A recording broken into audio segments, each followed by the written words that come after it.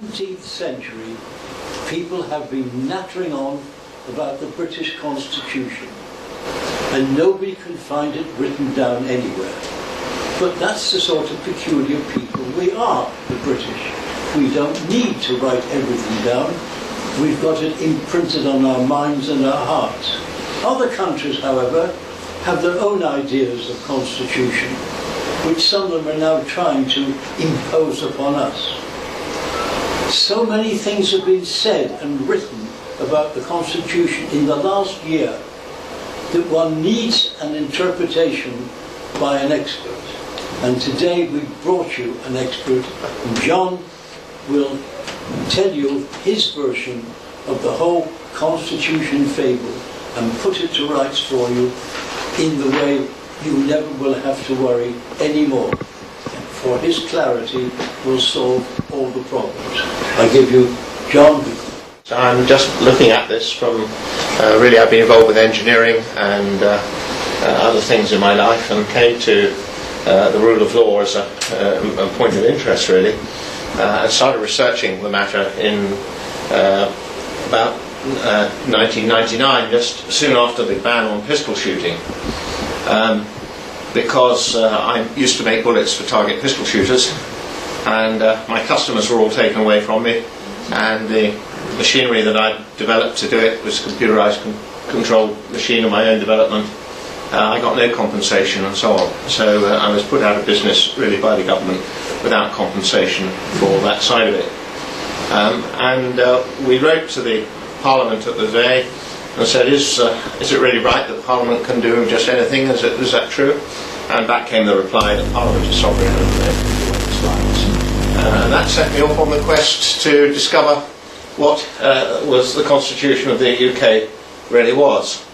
On the way through I wrote things up, and I got to meet a leading QC, Leland Price, and the late Norris McWhirter, who thought that I'd laid the Constitution, the fundamentals most clear. And one way or another, it's been quite a learning curve. Anyway, really what we've got to consider is that have we got a written Constitution? And obviously we're often told that we haven't, but we've got lots of constitutional documents written over many centuries. All those who hold any office are contracted to obey it by their oaths of office and by the rules of law. So that's a fairly straightforward logical assumption that must apply if one is to have a rule of law. And therefore the question arises really, has Parliament been accorded absolute power? If so, there could be no constitutional limitations to control it. Conversely, if there is constitutional limitation, then it's plain that it ought to act as a firm limitation or boundary, at least until such time as it's changed or altered, and therefore there must necessarily be legal constraint and remedy for the people should it become abused. Well, one of the most famous documents of all time, of course, is the Magna Carta, and there's a copy at Salisbury Cathedral, not far from here. I expect many of you will have seen that. And of course this was a charter which King John was forced to sign. The intention was to constrain and limit his power, and that was indeed the purpose of it. And it's been reconfirmed throughout our history, I think some 32 or 33 times at one stage or another. If you wind forward to the next really most important occasion was the Glorious Revolution in 1688, when Magna Carta had fallen into disuse because of the divine right of the Stuart kings, and once again we had an upheaval. There was a revolution which was relatively peaceful, but it was forceful enough to throw James II out, and the settlement terms were made, and a declaration of rights was part of the settlement, and the crown was then handed over to William and Mary, which were the founders that moved through to the Protestant line of the Hanoverian succession.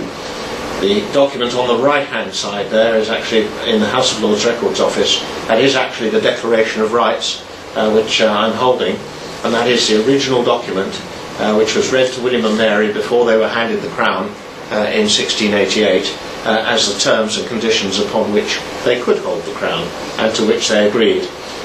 It was subsequently included with the Bill of Rights, which is the left-hand document there, and once they had re-established the throne in their name, and that was considered to be a lawful parliament, it was decided that people would attempt to try and subvert this again, and therefore a Bill of Rights should be made. And if you read the Bill of Rights, it is a bill which says, historically it opens with a little paragraph, said that James had done lots of things wrong. There was a settlement made which came in the form of a declaration, and here it is. And just after the very first top part of that paragraph up there on the Bill of Rights, the first sort of 6 inches, you'll find from there down it's the Declaration of Rights, because it cites it and says that's how it is, and we're going to confirm it and establish it with the force of law. So that is the fundamentals between the Declaration and the Bill of Rights.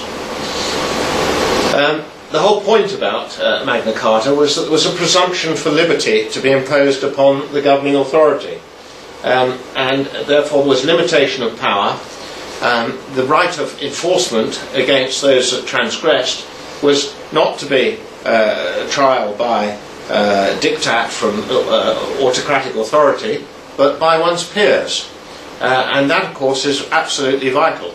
Now people often talk about Magna Carta and say, well, has it been repealed, and is it in statute law, is it current, and so on. Well, it was confirmed in statute law, and a lot of it has been repealed. However, the bit that they can't repeal is the clause which relates to trial by your peers, so that is still within the statute law book. And of course there was, if you've got a charter that's going to be constitutional, it did the other things. It created a right of redress and a right of enforcement, and said that yes, we can take up arms against the Crown under certain circumstances if there has been total and well-founded abuse. And once redress and remedy have been recovered, then the time allegiance will then once again be returned to the Crown. So it had teeth. There's its statutory version. That one was updated in 1979. If you go to the stationery office, you can order a copy of that. No free man shall be taken or imprisoned or disseized of his freehold or liberties or free custom, or be outlawed or be exiled or anywise destroyed. Nor will we not pass upon him, nor but by the lawful judgment of his peers or by the law of the land. We will sell to no man, we will not deny or defer justice or right. And elsewhere it says, shall not be infringed or broken, it shall be of no force or effect.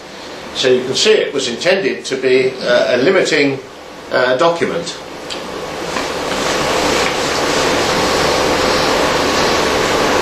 This painting was actually done in the middle of the 1750s, but when William and Mary took to the throne, or got the crown at the end of the Glorious Revolution, as a settlement of the Glorious Revolution, they were offered the crown, as I've explained, with the Declaration of Rights, and this painting was actually done to celebrate that as a subsequent thing.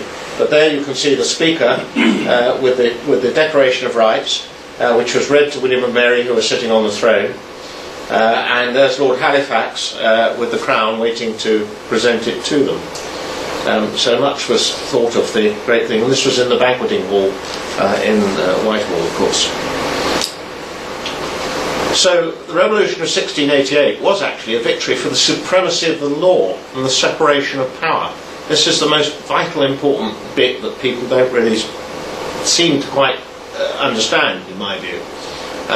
I believe that the supremacy was put into the law. After all, the divine right of kings was at a time at which the Crown had, in effect, total power of governance, and the king was made to abide by the rule of law. So it was the constraint of the law upon the Crown which was the important point, and it wasn't a transfer of power to Parliament, which is what it's taken to be by our political parties today. There was no transfer of power at all. It was only that the Crown should hold the rightful and limited power. And so the power was limited by a contract between the people and the monarch to reaffirm the superiority of the rule of law. It was not a victory for Parliament over the Crown and the monarch, as it is frequently and usually portrayed. To prove this point about the transfer of power, as I've explained, the Stuart kings, under their divine right, had, of course, really total power, and there was no dispute as to where the power resided. And look what this says in the Bill of Rights. As I explained, it cites the Declaration in its text, and then it has a long paragraph at the end giving a history lesson really to explain what happened.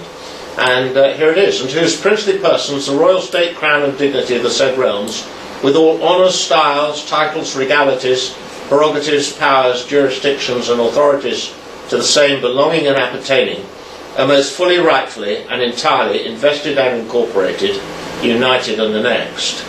So there you can see all the power that the Crown had rightfully prior to the Revolution, it had after it, at a time when there was no real power of any nature within the Commons and the Lords in terms of governing power. The way things were changed, this is probably the most important document of all, because once William and Mary had come to the throne, it was decided that we should have a coronation oath, and that they needed to make sure that there had always been a coronation oath, but what wasn't in the Stuart King's coronation oath were the words in red, statutes in Parliament agreed on. And so they passed an act in April, and then April 1689, and then William and Mary were indeed crowned at their coronation and swore this oath. And the red words, as I explained, weren't in the old oath. And so this changed everything, because the Archbishop or Bishop shall say, "Will you solemnly promise and swear to govern the peoples of this Kingdom of England and the dominions thereto belonging, according to the statutes in Parliament agreed on, and the laws and customs of the same?" Now that is a vital ingredient, because once those words were in the coronation oath, it was then obvious that no crown or monarch could deny that they were bound by the statute law, because there it was in plain words. And so it was those words on that parchment, and I have to say it's a great thing to be able to go to our House of Lords Records Office and actually get out the original documents from that time, most beautifully written, as you can see, all stitched onto vellum, onto skin, stitched together. It's an incredible thing that we have these records in this way. A constitutionally limited monarchy, therefore, bound by the custom, law and statute, that was part of the oath. Clearly the prerogative power, therefore, may not be used in repugnance to the law in force. Because if the monarchs agreed to abide by the law in force, how can the power of prerogative power of the Crown, is just the monarch's ability to enforce things, go contrary to the law? It obviously can't. Therefore, a limitation of prerogative surely must be that it cannot be used in repugnance to the law. Royal assent is a prerogative of the Crown under constitutional restraint of the law and custom. Well, it must be, mustn't it? For instance, our Declaration of Rights says that there shall be no torture, no cruel and unusual punishments, there shall be no taxation without representation, there shall be no standing armies, and many other things, and of course freedom of speech in Parliament, which has recently hit the headlines with our friend the Speaker, and so on. Anyway, that is all part of the Bill of Rights, and those are constraints upon the Crown. And there, of course, are the words that make it utterly clear from the coronation oath. There is Queen Elizabeth's oath on the right-hand side, and her father's on the left. And because I'm a layman, of course, I wanted to check on all these things, so I've looked through many law books and references and so on, and it's not me dreaming it up. Here it is, Sir William Baxter, one of our greatest lawyers. However, in what form it shall ever be conceived, this is most indisputably a fundamental and original and express contract, and to reduce that contract to a plain certainty, so that whatever doubts might be formerly raised by weak and scrupulous minds about the existence of such an original contract, they must now entirely cease, especially with regard to every prince who has reigned since the year 1688. Well, this was 1765 when he wrote his famous commentaries on the laws of England, one of our great judges. So there it is utterly plain that we have a contractual situation regarding the coronation oath and so on. So I thought, well, this is very interesting, and having started this quest, I decided to get my MP to ask the then Prime Minister Tony Blair a parliamentary question, could a minister of the Crown recommend a breach of the coronation oath? They, after all, are supposed to abide by true allegiance and so on, and the rule of law. So kindly my MP at that time, Howard Flight, said, yes, that's a good question. I will send a written question to the Prime Minister. And the Prime Minister found it too difficult to answer. So he delegated it with a letter on the left via Jan Taylor to the then Home Secretary, Jack Straw, who replied on the right-hand side. And there's a bit of delegation on the left-hand side. And on the right, you can see the coronation oath. I'm replying in light of my constitutional responsibilities. I can confirm that the coronation oath is a solemn undertaking by the Sovereign and is regarded as binding throughout her reign. Her Majesty would not be advised to give her assent to a provision which contradicted that oath. Well, there you have it, ladies and gentlemen. I was very pleased to get that answer. I thought it was the right answer. It's a logical answer. It's the answer that I should get. Why it couldn't have come from the Prime Minister is quite beyond me. It was a perfectly simple question and shouldn't, of course, need asking. But there it is. So we had a plain answer. The next thing to do, really, was to look at the Coronation Oath Act again and here's the beginning of it. And it's very interesting because the preamble of the Coronation Oath Act tells you why the Coronation Oath was taken. Whereas by the laws and ancient usages of this realm, the kings and queens thereof have taken a solemn oath upon the evangelists at their respective coronations, to maintain the statute, laws and customs of the said realm, and all the people and inhabitants thereof, in their spiritual and civil rights and properties. So there you are, there you have it. Those are the purposes of our government. And you can see that by maintaining the subject in their spiritual and civil rights and properties, you are maintaining the liberty of the subject and the people. So it gives and defines a purpose for governance. And the second promise of the Coronation Oath, very important. Will it your power cause law and justice and mercy to be executed in all your judgments? King or Queen, I will. And then, of course, the final sign-off at the time, the things which I have here before promised, I will perform and keep, so help me God. The King and Queen shall then kiss the book, and they're at that point presented with a large Bible. One of my friends, who's been involved with this for a long time, spotted this on eBay and kindly bought it for me for £7. And it's an original line print from the middle of the 1700s, and it depicts, as you can see, the Declaration of Rights being read to William and Mary. And it was for the Earl of Huntingdon. And if you look at the text at the top, it says, the Clerk of the Crown reading the Bill of Rights, of course it was really the Declaration, to the Prince and Princess of Orange in the banqueting house at Whitehall, previous to the offering of the crown. So there you have it, previous to the offering of the crown. There's no doubt about what happened, and it was celebrated subsequently very much. And of course, 300 years later, we had a shindig in our House of Commons and in Westminster Hall, Westminster, and the Queen, well, many heads of the Commonwealth states and so on, the Queen was asked to make a speech, and in it she said, experience has taught that peoples can enjoy the full fruits of liberty, security and justice only when they are represented in a sovereign legislature whose laws are interpreted by an independent judiciary.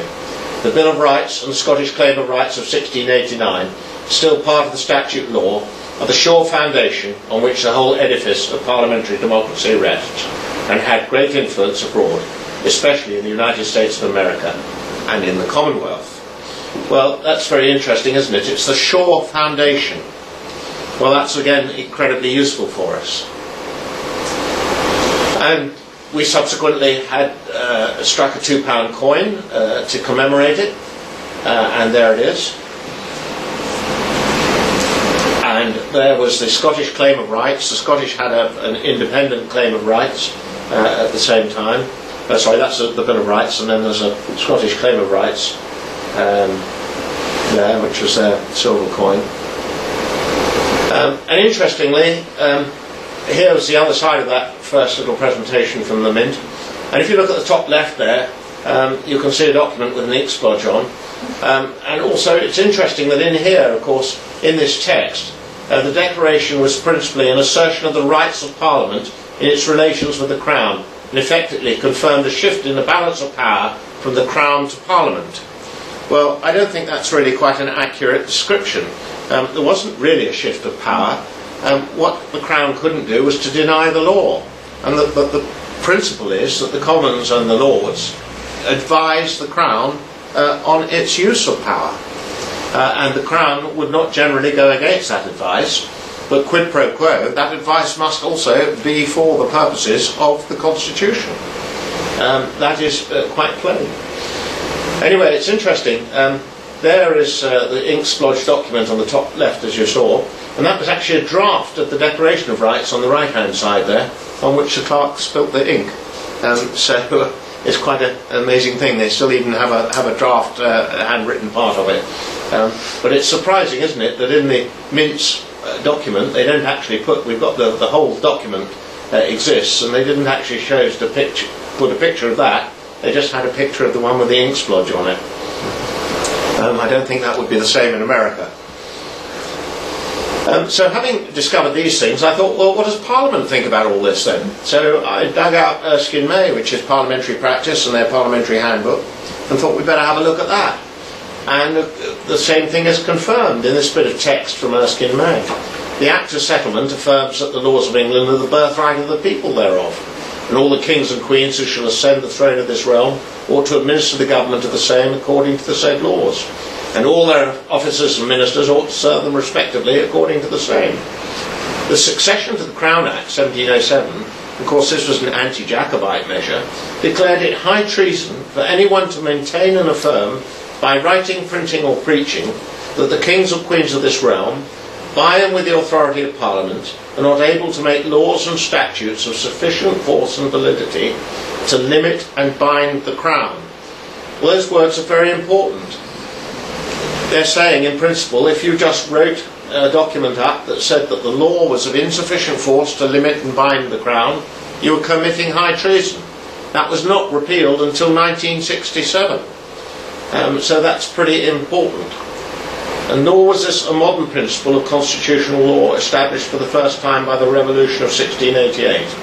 If not admitted in its whole force so far back as the Great Charter of King John, it has been affirmed by Parliament in very ancient times. So there we have it, Parliament's very own handbook, stating quite clearly that the law limits and binds the Crown and the government thereof. There is the actual Act of Settlement from 1701, and at the top, whereas the laws of England are the birthright of the people thereof, and ministers ought to serve them respectively according to the laws, a little bit underlined in red on the left there. So quite clearly the law is meant to be obeyed. I'll come back to this, but the cabinet members swear oaths of office. The words in black I'll come down to in a little bit later on. MPs have a code of conduct. In their code of conduct it says that they have a duty to be faithful and bear true allegiance to Her Majesty the Queen, her heirs and successors according to law. Members have a duty to uphold the law and to act on all occasions in accordance with the public trust placed in them. Well, the public trust placed in them is to abide by our constitutional law and be in compliance with it to maintain the liberty of the subject. In an official reply from the Lord Chancellor's office, I managed to get them, it took me 10 letters to get this out of them. I would agree that we're all subject to the rule of law and that this is a fundamental and an essential principle of democracy, because I was asking them whether they could suspend the rule of law. And therefore we come to this fundamental relationship. The Constitution therefore should be all powerful, and Parliament is only a component within it. Our Constitution does not empower Parliament with unlimited or absolute power. Upholding our Constitution is the preeminent public duty of all who hold office. It should always be their certain policy. Well, it certainly should. This doesn't mean to say that the constitutional parts cannot be altered or changed. Some may or may not be entrenched. That's a separate argument. But what it does say is that there are rules of law that are written up, that are current law, and that they must indeed be obeyed. The degrees of entrenchment are another matter. We don't need to worry too much about that. We have written law that is current. The people's liberty is upheld at the discretion of their juries. Well, again, we mentioned that in the first place. And perverse verdicts are the ultimate common law proof of the limitation of statute. Well, of course, in the Ponting trial in the late 1900s, when Mr. Ponting decided to spill the beans on an official secrets issue, they pursued him in the courts, and they didn't like it. There was the spy catcher affairs and all those things, as you will no doubt recall. But the jury wouldn't convict him. They said, no, it was in the public interest, and we're jolly pleased about that, so Mr. Ponting was allowed to go free. So the establishment wasn't able to override him. And indeed, there's been a recent case, very important indeed in my view. Wang, a martial arts instructor, was mugged on a railway station and had his bag taken from him. I think he was in the loo at the time, and he managed to catch up with the thief and cornered him, and the thief at that point was opening the bag and discovered that it was a samurai sword within the bag, and said, oh, well, you're not going to call on your mobile phone, as he was, the police, are you, because you've got a bladed weapon in a public place. And Wang was having none of it and called the police, who of course came along and arrested both of them. And Mr. Wang gets taken to court, and the judge directed the jury to find him guilty of having an offensive weapon in a public place. So they appealed, and there was a unanimous verdict given in the House of Lords, in which the verdict was read that the judges said that they could find that there are no circumstances under which a judge may direct the jury to find someone guilty. Well, quite right too, but isn't it incredible that it should get to a court case where that had happened, that somebody had directed the jury that they must be guilty? An absolute offence, which of course is the nature of the administrative thing, versus the rule of law, which is about the common law and is centred on justice, which is to do with intent. Entirely different. Now, if we go back to year 1530, one Richard Rose had poisoned the Bishop of Rochester's cooking, and he mortally wounded, it says in this act, 17 people. Henry VIII thought that poisoning was a very dastardly thing and would be treasonous, and that he should teach all poisoners a lesson, and so he passed this act against poisoning. It is incidentally the oldest act that I've handled from the House of Lords Records Office, but it's very nasty if you're Mr. Richard Rose, because this instructs that Mr. Richard Rose shall be therefore boiled to death, and he was indeed duly boiled to death at Smithfield, and I was able to confirm that. There's a little bit of text where it says it. Richard Rose shall therefore be boiled to death. And Hall mentions another act, that those who poison any person should be put into hot water and boiled to death. This act was made, adds he, because one Richard Rose in the Parliament time had poisoned divers persons in the Bishop of Rochester's palace, for which act, in fact, he was duly boiled to death in Smithfield. Well, you can see that these powers could be very great indeed, and Henry VIII considered himself to be pretty dictatorial, and he had his Act of Proclamations in effect to put his word to be the law, but nevertheless by and large he tried to abide by the common law of the day. But Sir William Blackstone was quite clear that the Act of Proclamations was a treason at the time. However, what happened, of course, was that we came to 1688, and those powers were taken away from the Crown, quite clearly. And the Declaration of Rights has this text, that excessive bail ought not to be required, nor excessive fines imposed, nor cruel and unusual punishments inflicted. And therefore, if the Crown is under that obligation, how could it lend its royal assent to a bill to create cruel and unusual punishment? Now, if we ask a person in the High Street, what do they think about Constitution? Well, I say, well, we haven't got one, but the Americans have got one. And so there it is. That's the American Bill of Rights. And the ordinary chap understands that they have a constitution that's there to try and control their executive. and therefore it is a matter of the law controlling the powers of governance. Well, guess what? They copied part of ours almost word for word. And there's the 10th article: excessive bail shall not be required, nor excessive fines imposed, nor cruel and unusual punishments inflicted. And all this is exactly the same principle, that it's about law being obeyed as a logical declaration beforehand of what behaviour must be in relating to the items itemised in the rules of law, so that we can all judge our actions accordingly. So the Americans have used exactly these same principles to build their constitution, i.e. its oaths of office, its written law that is agreed and published. In America, constitutional law is supreme. Now this is where we part with the Americans. In 1803 they had a contest, and it was called Marbury versus Madison, and conflict because Congress passed a law which was in conflict with the constitutional documents that were there. And Chief Justice Marshall made this. Chief Justice Marshall declared that in any such conflict between the Constitution and the law passed by Congress, the Constitution must always take precedence. Section 13 of the Judiciary Act, passed by the Congress in 1789, was found to be unconstitutional and thus invalid. They didn't have really a higher formal or authority of law as such. It was just recognising the principle that there was a boundary, and if you went over the boundary, then something had to give.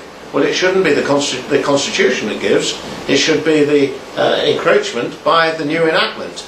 Otherwise, the Constitution clearly is mechanically useless or a waste of time. And of course, the means to get connected for the people back to their Constitution was to have a petition for redress of grievance.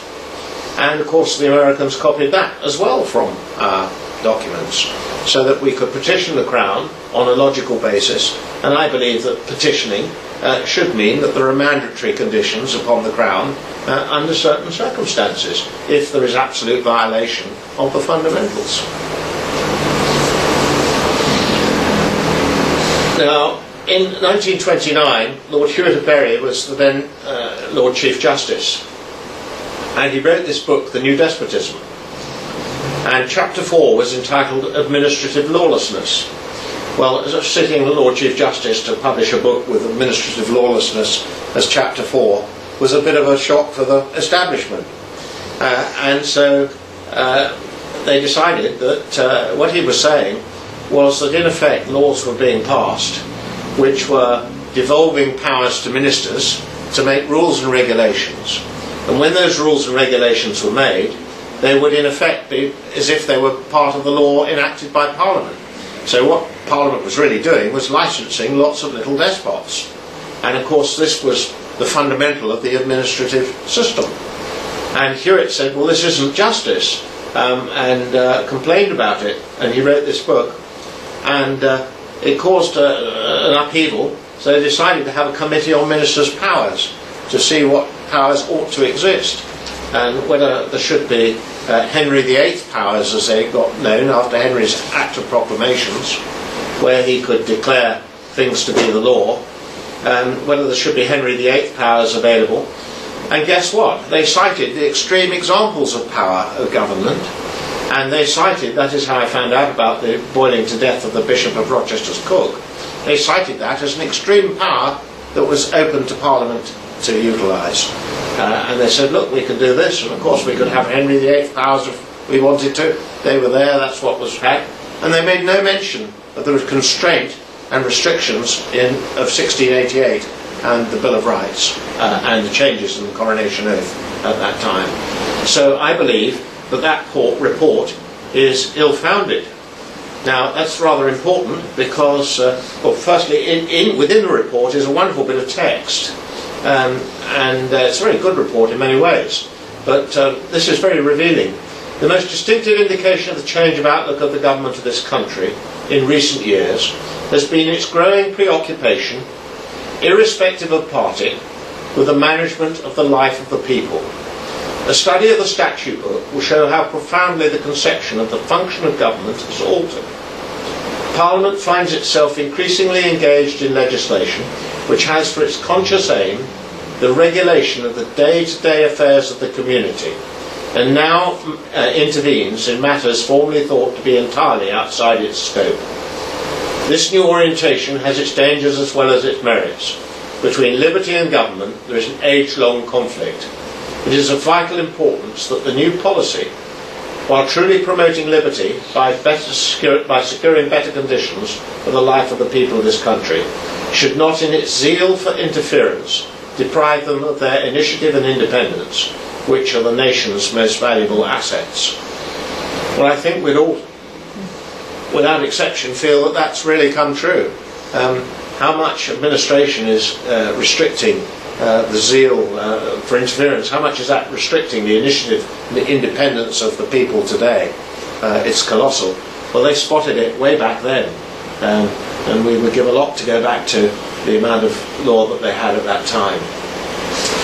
Anyway, because of that report, that was in 1932, and then of course things fostered on through the 30s, and they tried to do things in line with that report, and of course the war came along and interfered, and then immediately after the war with the Labour government they decided that the best thing to do would be to formalise all the use of prerogative powers as orders and regulations and rules, and create statutory instruments so that they should all be numbered, and that all the orders and rules would be written down and numbered accordingly.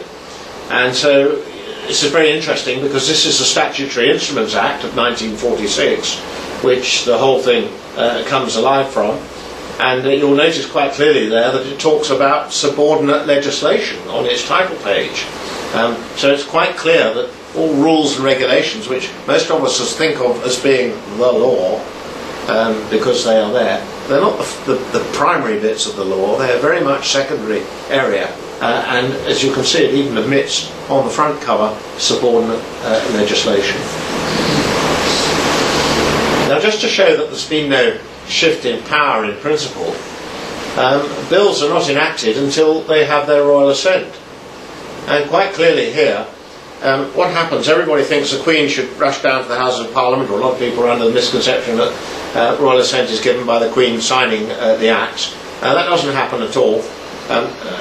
The Queen delegates her authority, her royal authority, to her cousins, as they are referred on the document here, which is a letter patent, and unfortunately its photocopy in the black splodge at the bottom is the Great Seal of England, and it doesn't show up well there.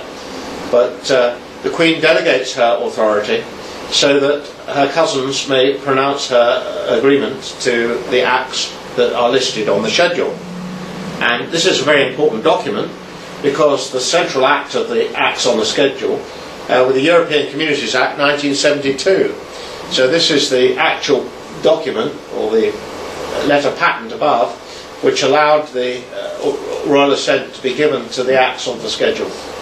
And there's also a very important bit of text there, because it shows that the power still resides with the Crown, and is set forth in the schedule here too. But the said acts are not of force or effect in law without our royal assent. And so there you have it. The Crown still holds the power. And of course, what's happened is administration has got above itself, and they now believe that when the Constitution for Europe came along, that they're in a position to actually get to the point where the constitutional law adopted by the Union's institutions in exercising competences conferred on it shall have primacy over the laws of member states. Well, that of course is contrary to much of our fundamental constitutional position, which is cited at law. But here we got to the point where the administration and government of the day believe that it's just a question of them agreeing to these things, and off we go.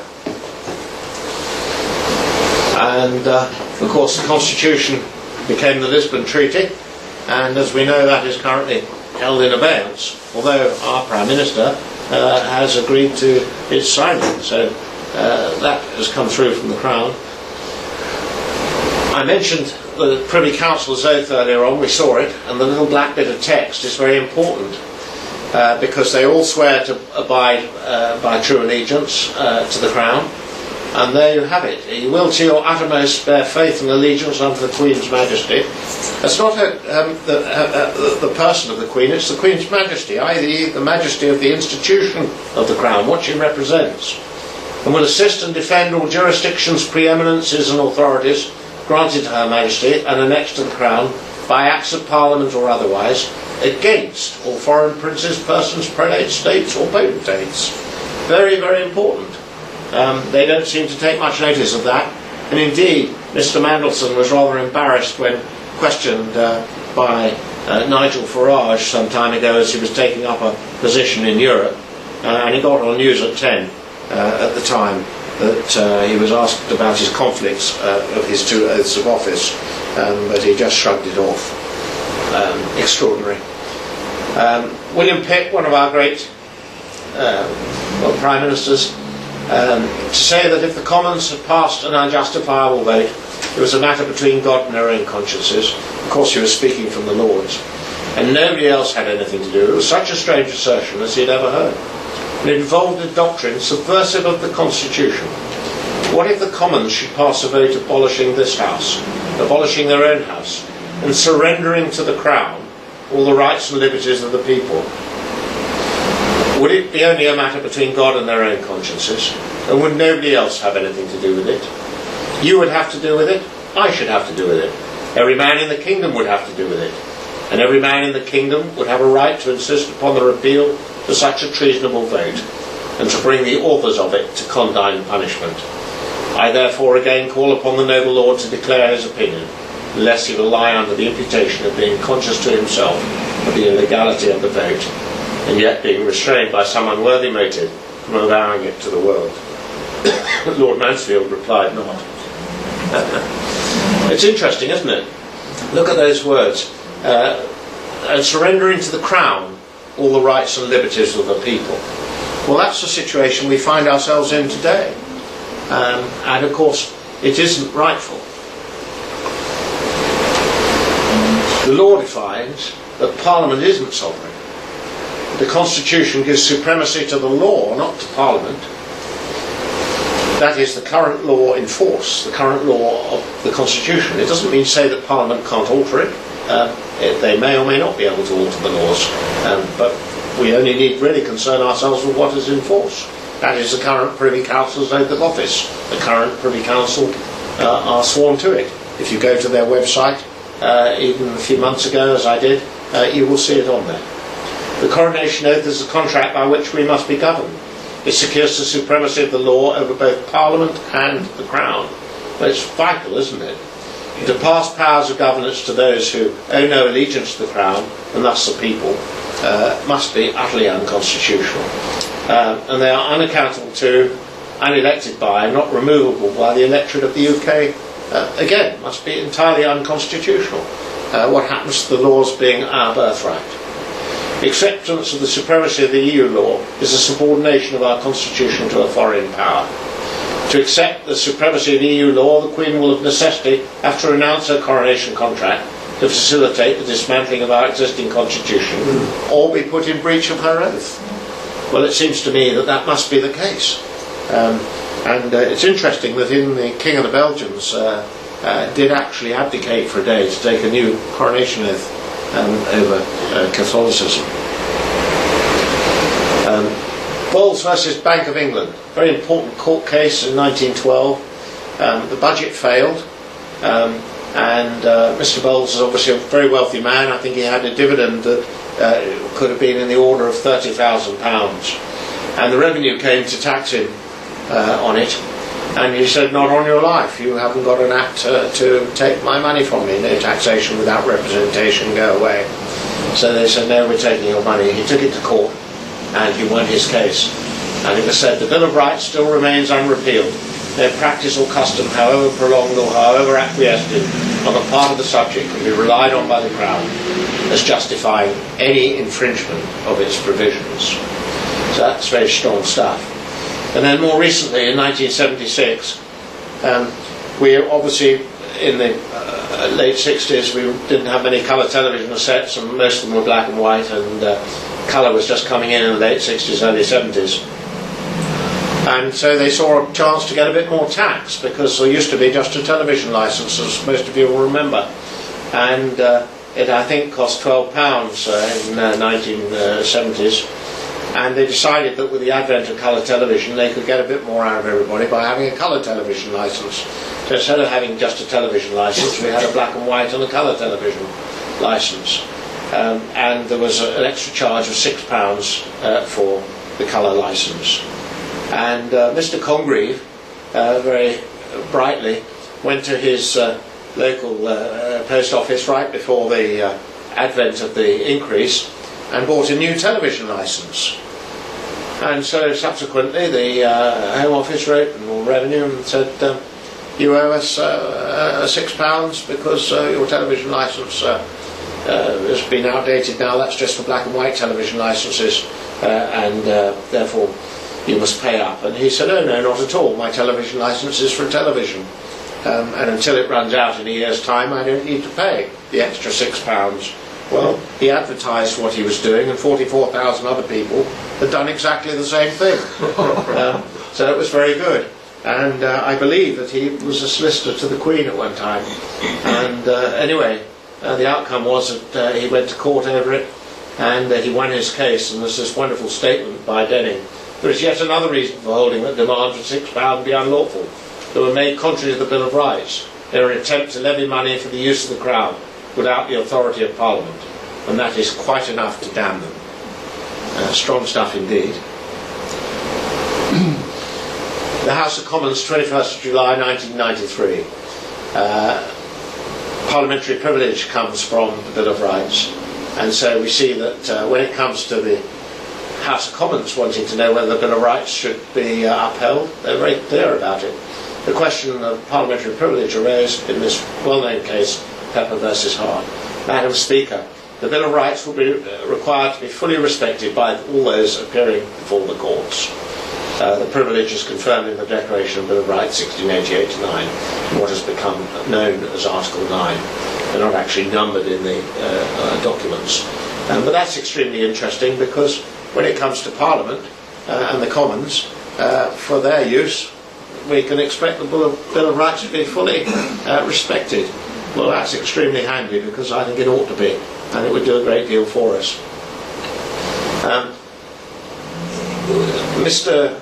Blunkett had a confrontation with some asylum seekers, and the rule of law let the asylum seekers go, and so there was a conflict, and this article appeared. Lord Wolfe was asked what would happen if there was a clash between parliamentary sovereignty and the rule of law.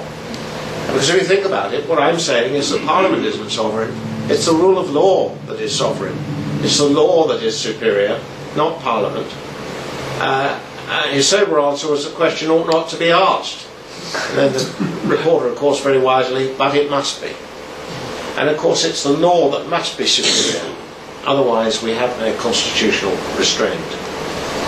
And if we go back to Lord Hewitt's book, he noticed what was going on and put it very eloquently.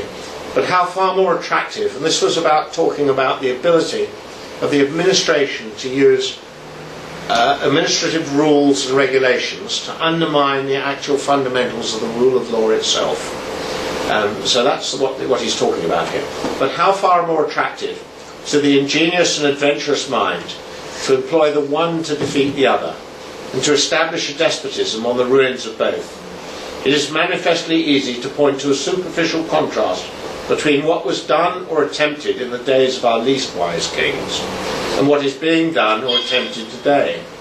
In those days the method was to defy Parliament, and it failed. In these days the method is to cajole, to coerce and to use Parliament, and it is strangely successful. The old despotism, which was defeated, offered Parliament a challenge. The new despotism, which is not yet defeated, gives Parliament an anaesthetic. The strategy is different, but the goal is the same. It is to subordinate Parliament, to invade the courts, and to render the will or the caprice of the executive unfettered and supreme. Now what about that from 1929? Tell me we can't learn from history. It's utterly plain that that same trick is going on today. And that is what we're up against. And there are lots of insidious things. And one of them, I believe, is the Ministry for Justice, because it portrays justice as being something, as a matter for a minister's decision. Justice is about intent and about the people's decisions made in their juries. It's not about the autocracy of the state and its power. And therefore trial by jury of topical issues, presumption of innocence and intent, the right of self-defence, the Ministry of Justice, which I've just talked about, the House of Lords and the Supreme Court, well, the Supreme Court that we're going to get. The judges are more appointed, or more nearly appointed by the politicians. It won't be long before they're fully appointed by the politicians. That's the whole point. How can that be governing us in accordance with our custom? I believe it to be utterly unconstitutional, inasmuch that there is no Supreme Court. There is nothing above the Supreme Court. There's no appeal into the High Court of Parliament, where, of course, our representatives sit in the form of the Commons as our MPs. ID cards, emergency powers, and of course DNA I haven't put up there, but it's another thing. Administration, devolution, fishing, fox hunting, right to roam. Under the right to roam there was no compensation to landowners for any devaluation of their land. Alternative medicines have been regulated out of business without special certificates and so on. And so one's initiative and freedom and liberty is being encroached upon more and more. And the art markets, of course, are all coming under contracts for to be compliant with the VAT laws and so on. In terms of oaths of office, those who served in the trenches and the wars, some of them are under the most horrifying conditions imaginable, bullets and shell fire and all the rest of it, apart from the misery of it all. They had terrible conditions. And they couldn't get out of the trench and go and fight because they were too scared or they went weak at the knees. And they were held to be in breach of their oaths of allegiance to the Crown. And some of them were shot and others court-martialed and so on. So some paid with their lives when they were under very trying circumstances. But it doesn't seem our MPs put the same degree of allegiance into their oaths of office as perhaps soldiers have been forced to in the past. Well, that's how it strikes me. The Bill of Rights is described by Sir William Blackstone as the undoubted duty of the King. So there you are, there you have it, one of our greatest judges making plain the duty of the state. All that I've mentioned here today is current statute law, as I pointed out earlier. And there are the current statutes that cite as statute law all the bits that we've mentioned. And so I think now that one can make a conclusion that we have no written constitution. Well, plainly there are lots of written bits of constitution, and therefore the no written constitution is false. We have a constitutionally limited monarchy. Well, you've seen how it was done. It was done by oath of office and by the rule of law. So that is true. The Crown accepts the advice of ministers. Well, surely there must be limitation. There has to be limitation. How can the Crown introduce cruel or unusual punishment or taxation without representation? Features of our Bill of Rights. Until that is repealed and taken out of the law, and indeed it was a condition upon which the Crown was handed over, which is obviously an entrenchment, and the coronation oath was taken at a time when it was the law.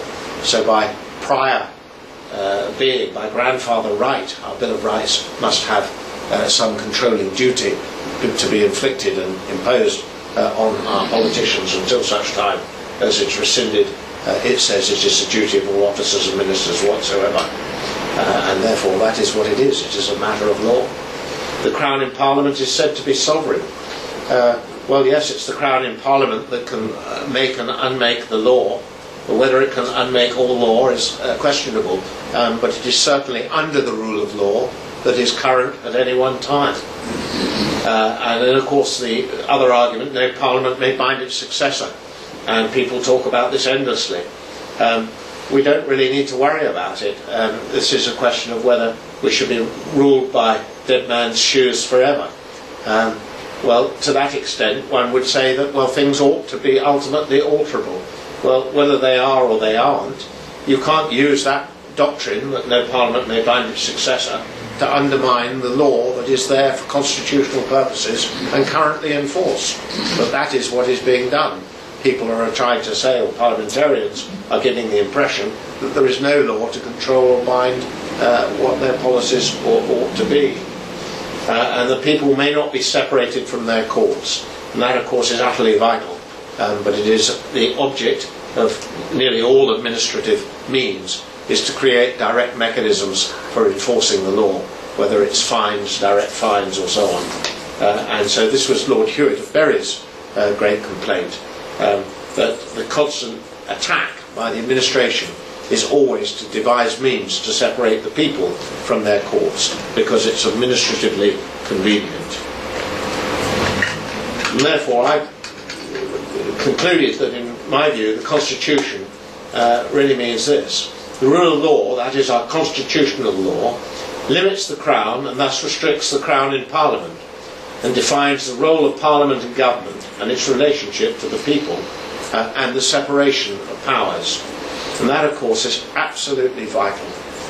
We have separation of powers. I believe that the Crown, Parliament cannot do what the Crown cannot do.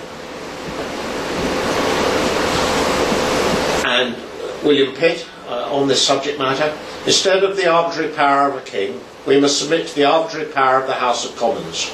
If this be true, what benefit do we derive from the exchange? Tyranny, my lords, is detestable in every shape, but none so formidable as where it is assumed and exercised by a number of tyrants. But, my lords, this is not the fact. This is not the Constitution. We have a law of Parliament, we have a statute book, and a Bill of Rights. And therefore, I conclude that under the rule of law, there can be no divine right of politicians. It's a pretty simple message, and it's wonderful. And to tell me that you can't learn from history, history is so plain. And when in subsequent ages, the state, swollen with its own authority, has attempted to ride roughshod over the rights or liberties of the subject, it is to this doctrine that appeal has again and again been made, and never as yet without success. Well, that is what we must do. We must appeal to the doctrine, and the doctrine is the rule of law. Thank you very much.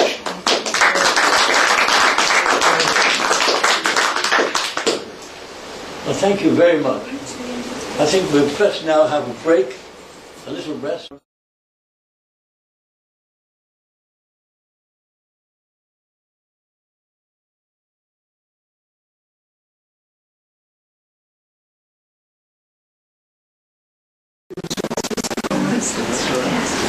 Now, we're all refreshed, as we needed to be, after this great exposition by John, who begins by telling us he's no registered expert, which means he hasn't written several volumes of books which nobody bothers to read, but himself has really researched the whole business of the Constitution from the Magna Carta onward. And I think what we've had this afternoon is a really splendid recipe of the whole system as it began, as it proceeded, and as it has been twisted and turned to the situation we are finding ourselves in now. Completely different from the Magna Carta and the Bill of Rights, under people who wish us nothing but complete evil in changing our Constitution and our freedom into the misery of a super-state under Marxist regulation. Now, I think, is the time for you to explode with your questions. If I may ask one at a time, so that everybody gets a chance. Off you go. Numero un. When you discuss constitutions with certain philosopher people who think they know all the answers, they will say, are you saying that constitutional piece like the Magna Carta, which we all admire, the Bill of Rights, are you saying that's entrenched forevermore and can never be changed? And if it can be changed, for instance, there's some clauses in the Magna Carta which are totally out of date, obviously, because the civil trusts don't pertain anymore. But are you saying that they cannot be changed? I haven't heard you actually say that, but if they can be changed, who could change them? Well, I've only talked about what is actually current statute law this afternoon. So really the argument is, as far as I'm concerned, superfluous. It's an important argument, it's an important subject. Should we be able to undo that which has been put in place perhaps a long time ago? The answer to that, I think, has to be ultimately yes, one does. But one must look at the wisdom of it. And the rule of law gives us mechanical means by which such things ought to be done. So when one talks about an entrenchment, which is what you're referring to, is the entrenchment of legislation, to say that everything is so fully entrenched it can never be altered is a fairly strong position. Maybe circumstances arise in the future where it cannot actually be put forward in that way anyway, as a thing originally intended or proposed. The reason I ask that is because there is now a commission, a Human Rights Commission, which is actually considering a Bill of Rights without even making any mention of the fact that we actually have one. And also, I did fight a court case on the parking fine and used the clause in the Bill of Rights, so no fines and forfeitures without conviction, this one, are null and void. And NPAS, the National Parking Adjudication Service, I presume you've heard of them, they're the people that actually have a tribunal and so forth. They actually wrote my case up in the parking news and saying that the Bill of Rights was built for another era and doesn't apply. I think that is utterly wrong. We've seen from what the Speaker's comment is that the Bill of Rights will be fully expected to be fully upheld by the courts. And the Bill of Rights is of great importance. Most of the things that it deals with are very fundamental. And so they're not things that you talk about whether they're entrenched or not.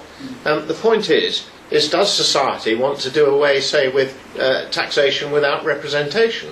If it is that you think that you want to have an authority, an administrative authority over this that can just tax at will, then get rid of that bit of the Bill of Rights, because that part of the Bill of Rights, no taxation without representation, knocks out the power of the Crown and the institutions of the Crown to tax arbitrarily. So that's what I'm saying. We don't necessarily have to worry about this. Everybody worries about entrenchment and whether it's entrenched or whether it isn't. It doesn't matter for the fundamentals. No taxation without representation is vitally important. So is the freedom of speech in Parliament. And so are no fines and forfeitures without conviction. Now, all these things, they all have to be interpreted by the courts. And the question is, what have the courts decided on many of these issues? Well, the fundamental issue that I'm putting forward has never, ever been contested. And the issue that I'm putting forward is that of Marbury versus Madison. Which is supreme? The rule of law, and that is, when I say the rule of law, that is the current law in force, that is there to be seen and read by everybody, the current statute law, and the current statute law gives Parliament a purpose, and that purpose surely is redeemable, as it were, by the people through their courts and by the mechanism of petition of right. Sorry to take up so much time on this, but there's one... You mustn't take more than one question. No, this is related in that you say it should be taken up by the courts, but the trouble is the government is avoiding the courts by going to these tribunals like the National Parking Adjudication Services, which is not a proper court, and they come up with all sorts of things. That's right. Well, that's why you have to get back to the law, and bear in mind that I showed a picture of this Statutory Instruments Act, which makes quite clear that all those sort of things are rules and regulations that are set up for administrative purposes. They're not the fundamentals of the rule of law itself. And the rule of law itself determines the separation of powers within the state. And that's very important. Okay. Yes, John, I believe that at the end of the Bill of Rights, there is a wording which states that the Act can be amended, but not beyond a certain date in 1789, October, I think it was. It's 1689. Yes, that's the clause about non-obstantes. Now that bit is actually not on the Declaration of Rights. It is only on the statutory form, the Bill of Rights, and has indeed been repealed. It was only relevant as to whether there were amendments. It was only intended to be relevant whether there were amendments until that time, and there weren't any, and so it was actually utterly irrelevant and doesn't come into the equation. So it doesn't relate to the whole of the Bill of Rights, of the Declaration of Rights. No, it doesn't. No, it relates to the Bill of Rights. So, that's what I meant. Sorry, Bill of Rights. But yeah, no, it doesn't. But there are other bits that fulfil more or less the same purpose, which mainly people perceive that being. Yes, I see. Next question. Yeah, I mean, I'll follow on from that, but what it actually says is any amendments after the 23rd of October 1689 are void and not lawful. It doesn't put a cut-off date on that. It leaves the cut-off date open.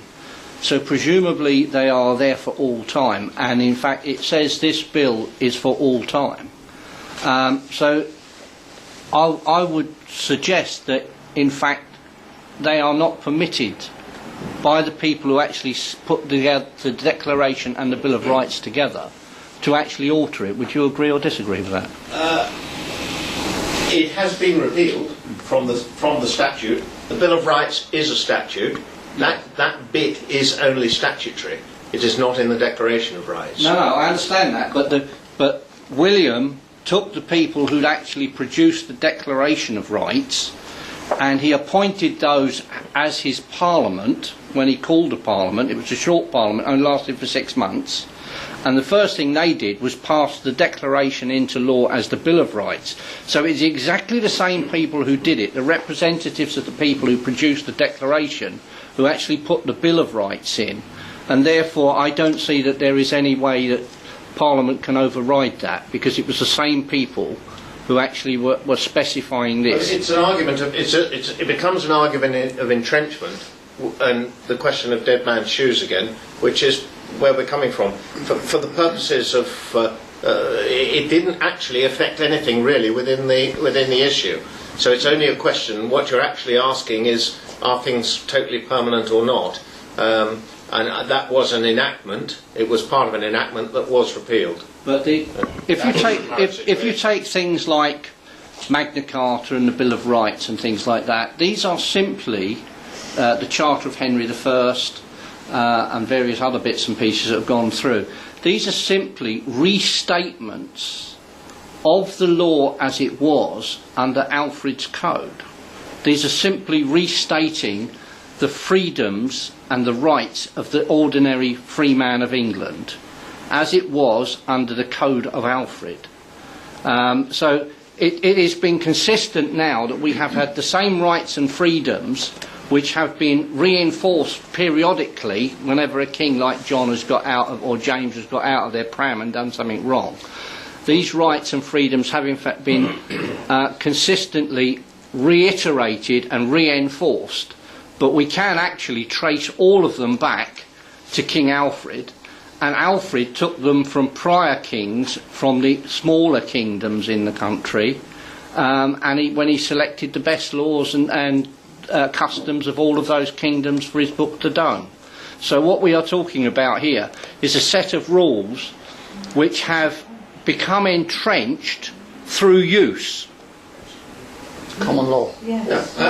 What I was just going to say, this is really the fact of common law, isn't it? Yeah. And the custom, of course, is part of the coronation oath. Yes, Regulated by the coronation oath. And Parliament, in my belief, and I suspect from your what you were saying earlier, Parliament can only legislate within the confines of our ancient constitution. They cannot legislate outside of that, because exactly the minute they step outside of it, whatever they are doing is voided by the Constitution. Well, I think this was covered partly in my That's exactly what I'm lecture. saying. I don't know whether you saw the bit by Lord Hewitt of Bury, but he referred to in his report, in the Minister of Power's report, and it said about they were actually quoting self-quoting a bit written by Macmillan, and they were saying that matters formerly thought to be outside its scope, referring to the authorities of Parliament. And they were widening the scope of Parliament's authority. Now, what you're saying, and which I have much agreement with, if I've got this right, is that the job of Parliament is to maintain the liberty of the subject, not the subjects as such, but the liberty of the subject. And through maintaining the liberty of the subject, i.e. maintaining the liberty of the subject for their spiritual and civil rights and properties, by doing that, it looks after the nation as a whole. But if I may just say, Albert, let me just speak out, that this is very important, because it means, therefore, the government really has a job to look after the liberty of the subject more than to speak for the whole of the nation, as the administrative machine tends to do. There are degrees of that, obviously. Everything is about degree. For the greater good, they must say. My feeling with Parliament Just in a fact... minute, there's a question. Okay. It seems to me that we are digging back into history about what people decided 2, 3, 4, 5, 600 years ago. It cannot be, in my view, that decisions of that antiquity are necessarily correct. The assumption that merely because somebody said it X years ago, this is for all time correct, seems to me to be absolute nonsense. There must be an ability of current populations to enact laws that they see fit for the purpose of the day. I think that's right. I don't disagree with that.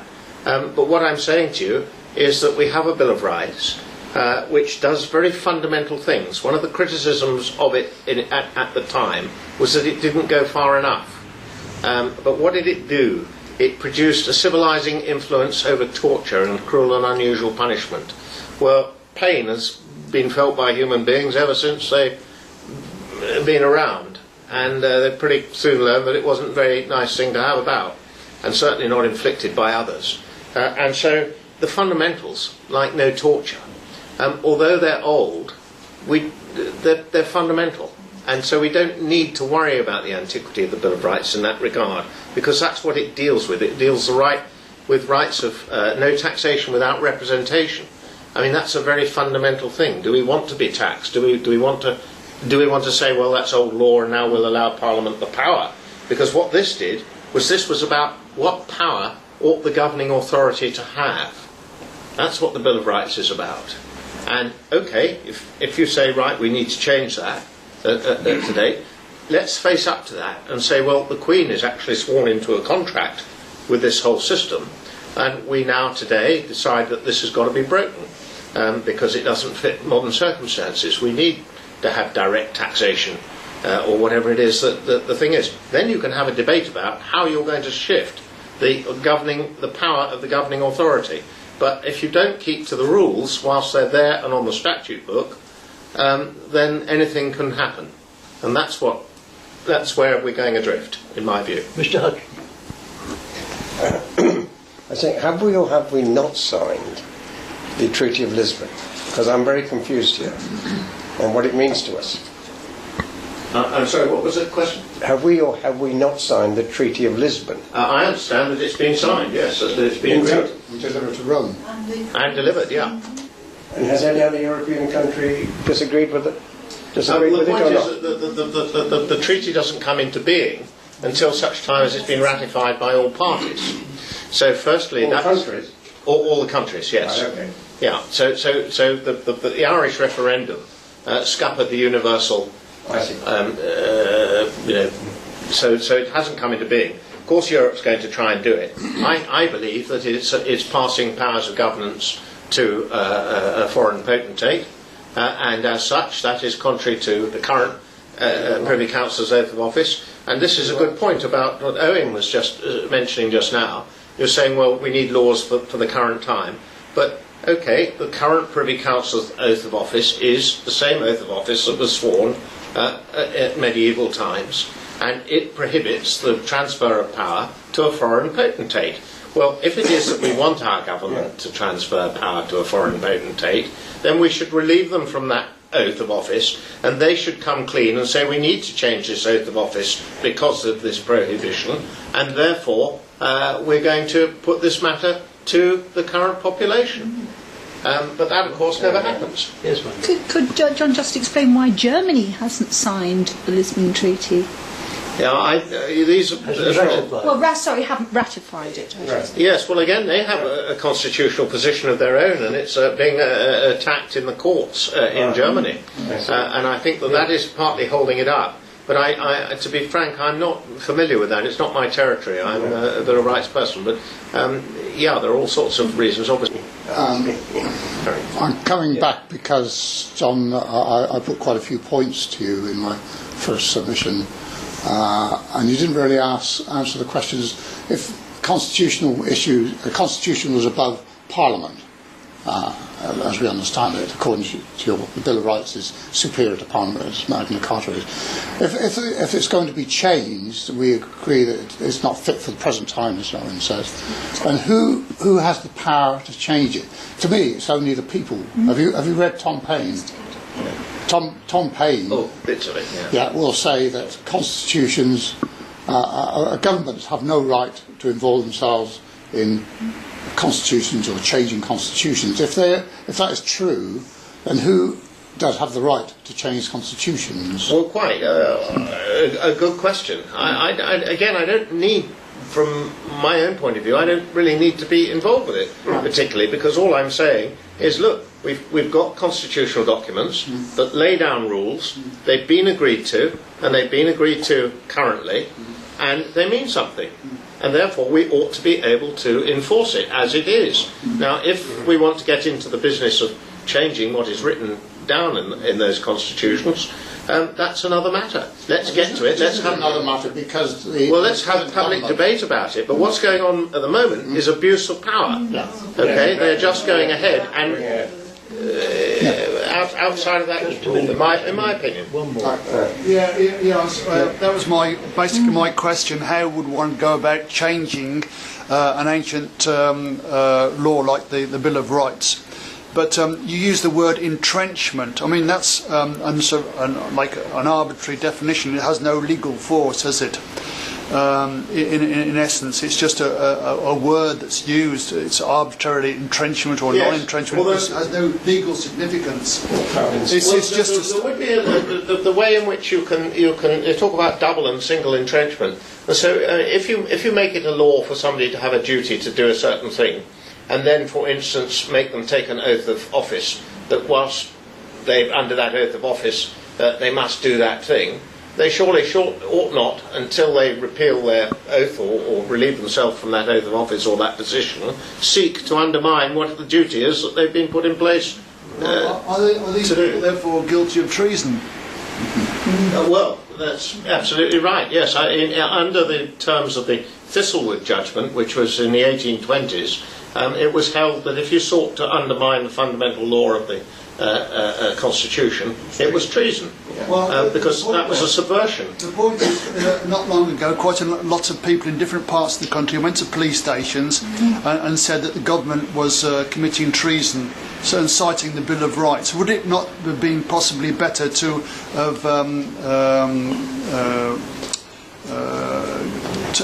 said that the various peoples, and we could name names, who committed treason because they've forfeited their oath? I think treason's a very difficult area.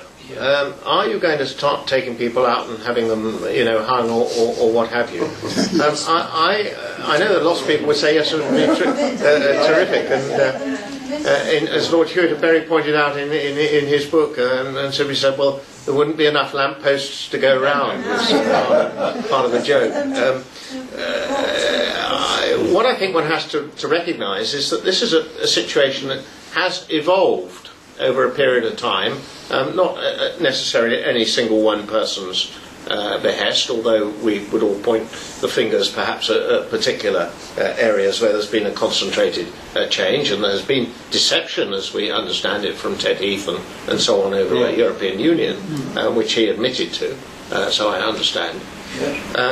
And now those things, yes, one can't deny that they're in conflict, and you can see when it was a matter of convenience for the government to have rules against writing, printing or preaching, that the law was of insufficient force or power to limit and bind the Crown and the government thereof, they turned that into treason against the Jacobites who wanted to have the Jacobite kings back in place. So things have changed, but the principles of the rule book are there, and it seems to me that we ought to be able to use the principles to get back to what I consider to be the rule of law, i.e. the Bill of Rights controls the governing authority. Right. We're talking about Parliament passing new laws for the modern day. I have a tome at home, roughly the same size as this, which is the parliamentary report on the new Bill of Rights that they are proposing.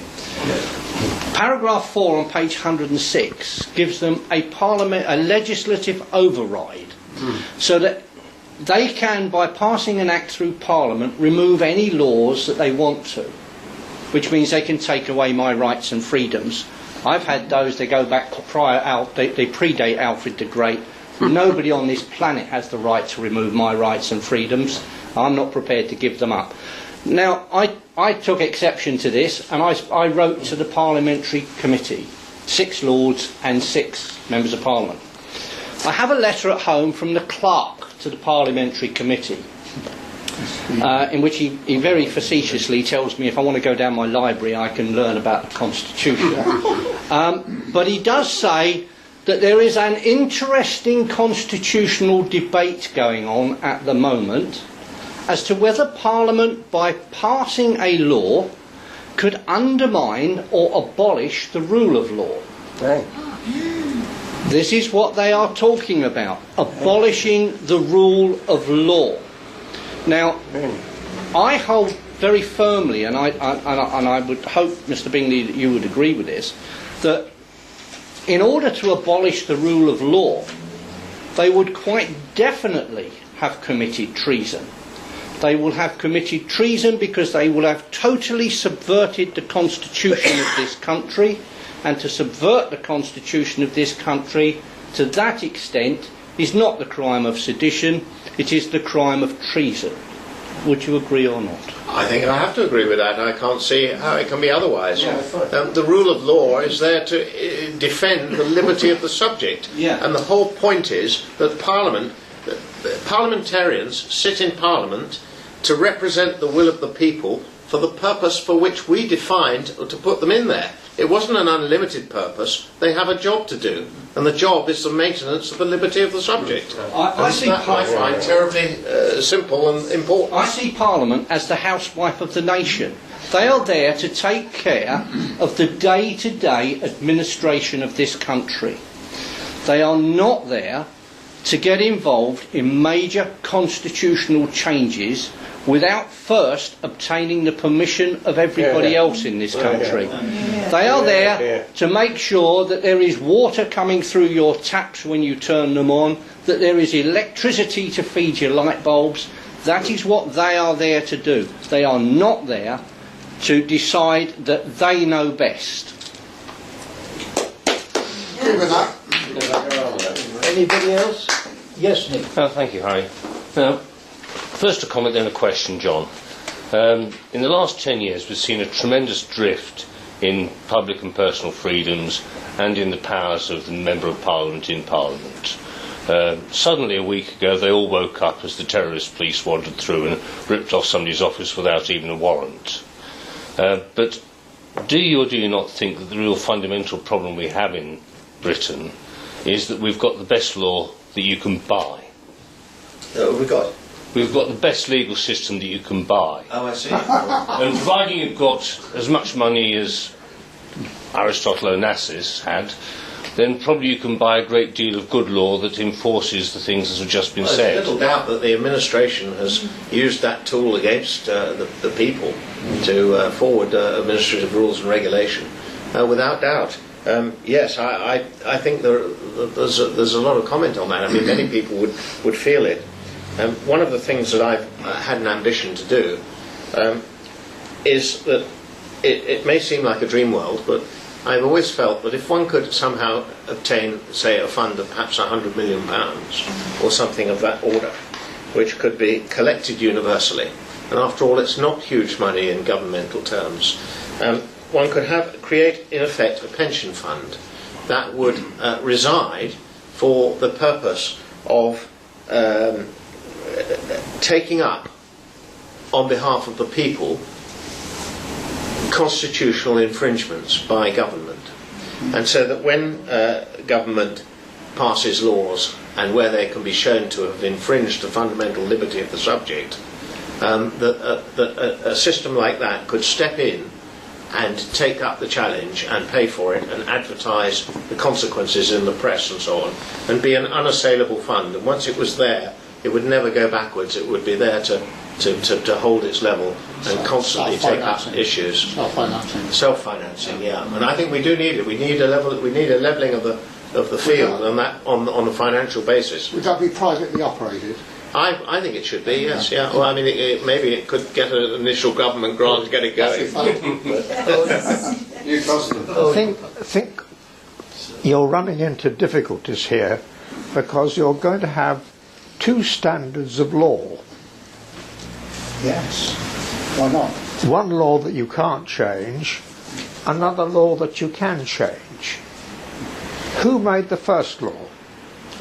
Well, I don't quite follow that. I think the point we're trying to make, Owen, is that law is so expensive that only very rich people can afford to go to law, particularly to take on the government and government departments to prove that they're actually breaking the law that they should be enforcing. But I think there's a danger here that you have a law that says you shall have a rear light on the back of your car after dark or something, and you have a law that says thou shalt not kill. Yeah. Now, is one law better than the other? Is one law somehow sacrosanct and the other isn't?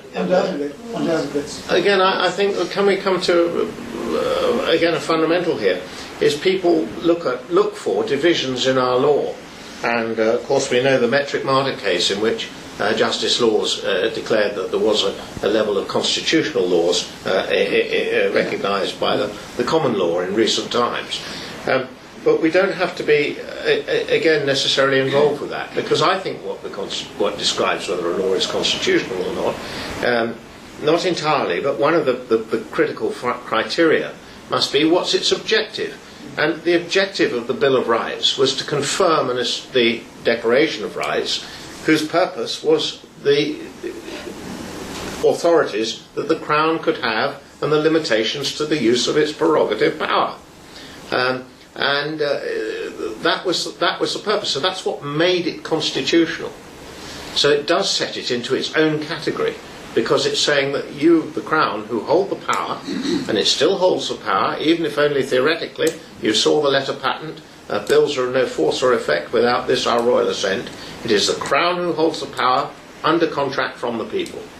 It's quite plain. And so that makes the position of constitutional or of the Bill of Rights a constitutional law.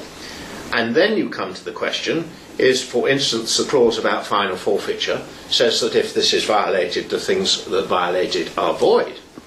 So what do you do? No doings or proceedings to the prejudice of the people in any of the said premises shall be taken into consequence or example. Now, and it also says that this is the duty of all officers and ministers whatsoever. Now, all of those phrases, it goes further. It says shall be esteemed, allowed, adjudged, deemed and taken to be. There's definite authority to the judiciary, adjudged, and to the Crown. So it lays down the policy of government. And I believe that is the policy. It ought to be the policy, it ought to remain the policy until such time as it's removed. Now, if government does things against that policy, we ought to be able to challenge it. Now, as I mentioned in the presentation, in America they had their case Marbury versus Madison. Now, we have never achieved a Marbury versus Madison. The issue of the supremacy of the law over Parliament as such, and in effect the supremacy of the limitations on the Crown against the laws that are being passed, has never been put to the test. And that's what we need to do. We need to get that precedence into court and proven. And once that precedence has been won, and I believe it can be won on this logic, then the ball game should start to move back. £100 million. But what if the Crown, of its own will, relinquishes its statutory and its position to a foreign power? What's our position then? Well, it must be unlawful for the Crown to do so, mustn't it? According to the existing constitutional rules and regulations. And therefore we are, the subjects, under the terms of Magna Carta, of course, become relieved of our allegiance. This is what I'd like to bring up, because I've written to the Queen, and other people have. I mean, going to that, there's the Crown. In the past, the King defaulted, and the people, and the King John, as you said, had to step down and agree to be under the rule of law. Now the Queen, she's signed all these treaties, and if you write to her Sonia Bonici just rubber stamps your reply, and the letters are passed to the FCO. And you do not get a proper reply, and so Sonia Bonici has actually said to Brian Gerrish that, this is all to do with the EU. You know, immediately they bypass these things, and you cannot. So it's all topsy-turvy now. The Queen has abdicated all her responsibility, and so it sort of turns on its head this business of the Bill of Rights, that the King, the Crown, William and Mary bowing to the Bill of Rights. Now we're in a different situation, and I feel we need to agree on a strategy of how to tackle this matter. I mean, is this Albert who's done this, the treason business? Well, we need to take it a step forward now. It's Albert who's sitting there impatiently wanting to come back. Well, firstly, let me say, we have not had a legal parliament since 1911, when they put the Parliament Act through, and they destroyed the checks and balances by refusing the Lords' permission to reject a bill.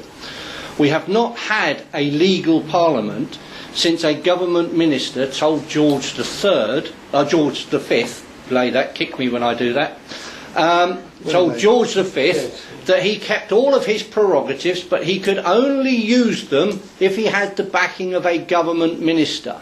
The one prerogative we want the King to have is the ability to say no. So that's on that one. I'll pick up some points made by these two gentlemen here. Firstly, the arrest of Mr. Green and the searching of his offices without a warrant. For my sins, I was a police officer. And I'm going to tell you that members of Parliament are not immune from the effects of the criminal law. They are there to say things in the House of Commons for which they can't be done for libel. That's fine. But if they break the criminal law, then they are subject to the rule of law, the same as you and I are. But so are the police. Right, yes, and exactly, and the police conformed fully with the rule of law. If a police officer arrests you, he can ask his inspector, under the 1984 Police and Criminal Evidence Act, to search any premises or vehicles which you have control of in order to collect evidence of the offences for which you have been arrested, and without giving you the opportunity to destroy that evidence. Now, this is a piece of legislation passed by Parliament, and it is a housekeeping piece of legislation. The construction and use regulations designed to make sure your vehicle has a red light on the back are there because all of us under our constitution have a right to cross the road without being run over.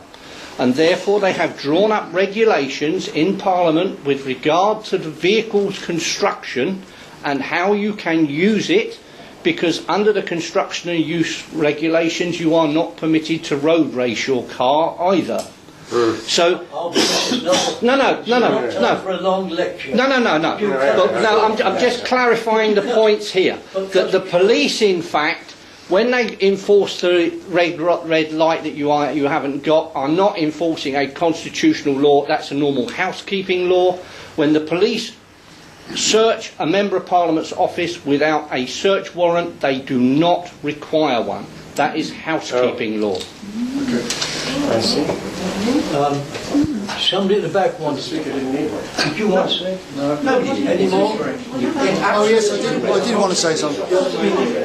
This is a slightly off the subject, but can you tell me by what authority can a government declare war? I'd like to know, is there any constraint on the government to prohibit them from going to war? Because we seem to be, in that sort of case, we seem to be living in a dictatorship. Well, certainly the Crown traditionally is allowed to attack its enemies, and I suspect that the judge of that is entirely in the hands of the Crown. Yes. Well, what defines what is illegal or legal with respect to I think taking us to war has been a prerogative of the Crown. It hasn't been constrained as far as I know. So there's no question of legality or illegality to do with it? I don't think so. I think it's an executive decision. So you can't talk about an illegal war then? No. I think it's a difficulty. You can under international law. Yes, or international laws of Geneva Convention and so on. Yeah. Okay. An area with which I'm not acquainted with. The 1972 Communities Act, is it possible to repeal it, as the Conservatives say they would do if they got of course. Any act of Parliament is subject to be repealed. Will they? No, they won't. Another matter. Majority, right? You see, I think that to answer the lady's question at the back there, to some extent, it seems to me that all this is a question of degree, and we've gone down the wrong road, we've taken the wrong road. The probable answer is that if we get a correction, rather than recrimination, there would have to be acts of indemnity to say, well, what's gone before was a mistake and we'll have to rectify it and turn our way back. I believe that my answer, the case, the Marbury versus Madison, is a good one, because it would mean then that you wouldn't have an immediate and great change, which would create enormous difficulties. Court judgments would come in and slowly turn things round back in favour of what ought to be our true political policy, which is the liberty of the subject and keeping the laws to the birthright of this kingdom, the people of the birthright of this kingdom. So I think that degree is very important to look at these things with degree, and it will take time, but yes, I think things can be repealed. What needs to happen is there needs to be an awareness, a general awareness. You're not going to get the things upheld in the courts unless you can create a political clamour for it. At the moment, the political parties don't consider it to be in their interest, and that's one of the big problems. But the Romans had a very interesting way of looking at political power. They divided it into imperium and autoritas. And in essence, imperium is the muscle, and autoritas is the public authority or accountability of it. And so good political power is utilised with authority of the public and the necessary force to put it in place. And of course what you see is if you start on the road to tyranny and despotism, you get an imbalance, and it becomes imperium, and the autoritas goes a different way. And of course we can see that division happening today. The politicians are going down their own road. and the public are going a very different road. And I think we need to make the fundamental issues aware, or the people aware of them. And I think that if much of what I've got to say can be put into sound bites like no divine right of politicians and so on, that and the liberty of the subject, that should be the policy. Those things are marketable, as it were, in modern parlance. And I think that's what we've got to sell, make people aware of it, get it out there. And it's a legal fight, but it's a legal and a political fight. It's got to be fought in both fields, because it's no good just having one person shouting about it, because it just steamroll it out the way. Yeah. Yes. David? You know you've got an expert rival who attends the Marlborough Group from time to time, who thinks that Parliament is supreme. Going further on that, I used to have email exchanges with David Cameron, my MP, until I sort of went a different direction from him. But one of the email exchanges I've got is, I was asking this very question about Parliament being supreme, and he replied that his professor at Balliol at Oxford University, Vernon Bogdanor, do you know him? Bogdanor. I know the name. I'd always said that what Parliament deems is the law. In other words, David Cameron thinks that Parliament is supreme, and that's because his Oxford professor told him so. So somebody is giving false information from the very top down. Well, may I just, again, this is so, it's all words and minor deceptions.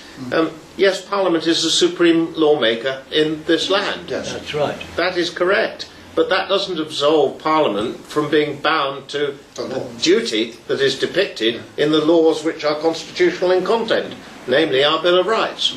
And therefore that charges the Crown with the duty, and the MPs and all those in ministers and officers of the Crown are all bound by true allegiance to the Crown. I went on to ask him if that's not an unlimited job, is it? If that is the case, then can Parliament abolish itself?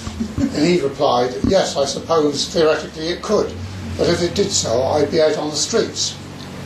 So that's be interesting to see. Absolutely, but if I'm mistaken about this, so was Lord Chatham. You saw what he said in my earlier thing, abolishing this house, abolishing their own house. That's not an argument. I'm just giving you a point of. Quite. Yeah, you should have to do with it, and I should have to do with it. We'll have an opportunity of Michael Shrimpton being here a month's time, 4 weeks' time. So I hope that Harry will announce that anyway. Are you coming back to give him a hard time? One final point of what you were saying is that in the final analysis, the power lies with the people. Let it never be forgotten, correct? If the people are aroused sufficiently, no power can withstand them. Right. Well, that's what they'd be absolutely brain dead at the moment. When various contentious issues have been put to the law, the judge has ruled in favour of the European Union law being supreme over our own. Now, are those judges, have they been correct? Well, interestingly, in the Metric Martyr case, it was very clear in Lord Justice Law's response that there can be no breach or loss of sovereignty. He's perfectly clear on that. And that, of course, is what must be, mustn't it? That has to be the case. So they can't rule in favour of the European Union as being supreme then? I think you have to, again, it's partly about domestic policy and the liberty of the subject, and then of course there's our legal relations with other countries and on the international field. Yeah. That's a slightly different area. But when the Crown makes treaties, those treaties in the past at least weren't normally expected to impinge entirely upon the rights and liberties of the people within the land. What about these extradition treaties which we've made with the United States, which seems to favour the Americans? They can just pluck somebody from this country and take them across to America? What about the rights of the individual in this country with respect to our constitutional law? If Parliament is there to fundamentally to support the civil liberties of the individual, what about the civil liberties of those people who have extradited to the United States? Has the government been correct or ethical in I think that treaty? I think there's a simple answer to it. In my view, that is again unconstitutional. Yeah. But that should be argued and clearly argued in the courts. Yes. I hope that it will one day. And one of these cases, one of these issues, is capable of being the Marbury versus Madison, if it's properly launched in a court case. So I had hoped that I was involved with that Stuart Wheeler's challenge to the referendum, and indeed I was instrumental in starting the whole thing off. And initially it was going to be a court challenge based on the things that we put forward today. But for reasons unknown to me, it changed and became an issue about the legality of the referendum. But I hope that at some time we will get a case. If we were to get such a case and it's successful, it would set off an avalanche, wouldn't it? Cascading right through the system, and therefore destroy our raison d'etre for being in the European Union and everything, to undermine the whole lot, wouldn't it? So destroy their cases, the situation, to show that it's a total phony that we're in. Yes, Margaret. John, could you not produce a simple leaflet which people like me can take? I go around markets and that sort of thing and read things out and shout things out. Could you not produce a simple leaflet with sort of little paragraphs which are easy for ordinary people to understand? Well, it may be. It may be that one could produce something of a leaflet. I mean, that's why I've been doing what I've been doing, because I wanted to try and empower people against overmighty governance, as I see it. And until we can get people to really take up the challenge that government isn't there just to do as it wishes, but it has a job to do which involves our liberty. The fact that Mike just brought up that question about people being extradited to America. Yeah. Well, we know that when they get there they're tortured, isn't that? You've just mentioned that that's against our law. So It's not against their law. What? Not against their law. Well, I think it is at a fundamental level, but it hasn't been challenged. It's not been challenged in the court. Yeah. Stuart Wheeler did get such good support when he brought his case.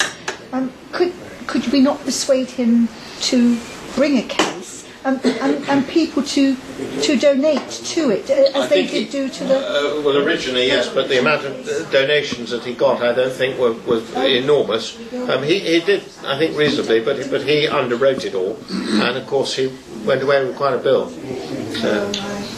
Yes. Very generous of him. Going back to the topic, Bill of Rights, you did mention the Bill of Rights says that no man can be exiled. Isn't sending somebody to Europe under the European arrest warrant, isn't that exiling somebody? That's Magna Carta. Sorry, Magna Carta. Magna Okay, Carta, yeah. same question though. Yeah, well, I would say it is. Yeah, I mean, I think that appeals to the fundamental doctrine are terribly important. Yeah. But unless you understand that, what happens is that people who are under these things will go to modern lawyers, and modern lawyers will take the view that the de facto situation, and the de facto situation isn't what I'm telling you. What we're getting today is that Parliament is sovereign and can make any law it wishes, which is actually an abuse of what Dicey and so on. Well, can I suggest that people use the press as much as they can? For instance, in Witney, where I live, they've just introduced decriminalised parking. Well, you know what all that means. And so I took the opportunity to write a letter telling the public that that this decriminalised parking was illegal according to the Bill of Rights, and I quoted the expression "no fines and forfeitures are null and void," etc., etc. And there was no challenge. There was one challenge from somebody who doesn't like me, but he made a ridiculous. There's quite a few of those.